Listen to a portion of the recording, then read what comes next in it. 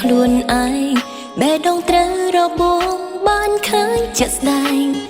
រាល់ដងពួកមកប្រឡាយឥឡូវគេរត់ចោលអស់ហើយលទ្ធផលក្អាងក្អាយនឹងស្នេហ៍ពេកកិច្ចពីពួកមករត់ឆ្ងាយពីភ្នែកកែប្រែចរិតឲ្យឃើញល្អឯឥឡូវខ្ញុំភៀងខ្លួនហើយធ្លាប់ប្រើចរិតផ្សេងពេលក្បែរសង្សារក្បែរពួកមកខ្ញុំធ្វើធម្មតាដូចចរិតល្អយ៉ាង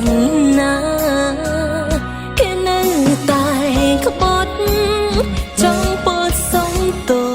ងសុំទងពួកមកបេះដូងសុំដាក់ផ្លាំងសំរាំងនឹងស្នេហាហើយសង្ឃឹមពួកយើងដូចមុនឆ្លោះគ្នាធ្ងន់យ៉ាងណា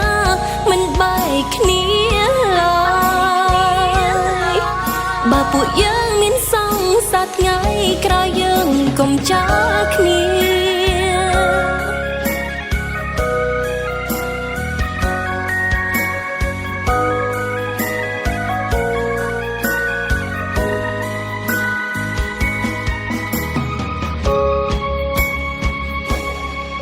ធ្លាប់ប្រើ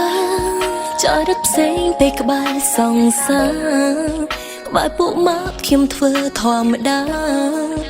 ដូចចរិតល្អយ៉ាងណាគេនៅតែក្បត់ចង់ពោលសុំទងសុំទងពួកមកបេះដូងសុំដាក់ផ្លាំងសម្រាំងនឹងស្នេហាហើយសង្ឃឹមពួកយើងដូចមុនឆ្លោះគ្នាធ្ងន់យ៉ាងណាមិនបែកគ្នាឡើយបើពួកយើងមានសង្សារថ្ងៃក្រោយយើងកុំចាគ្នាអូណូបេះដូងសុំដាក់ផ្លាំងសម្រាំងនឹងស្នេហាហើយសង្ឃឹមពួកយើងដូចមុនឆ្លោះគ្នាធ្ងន់យ៉ាងណាមិនបែកគ្នាឡើ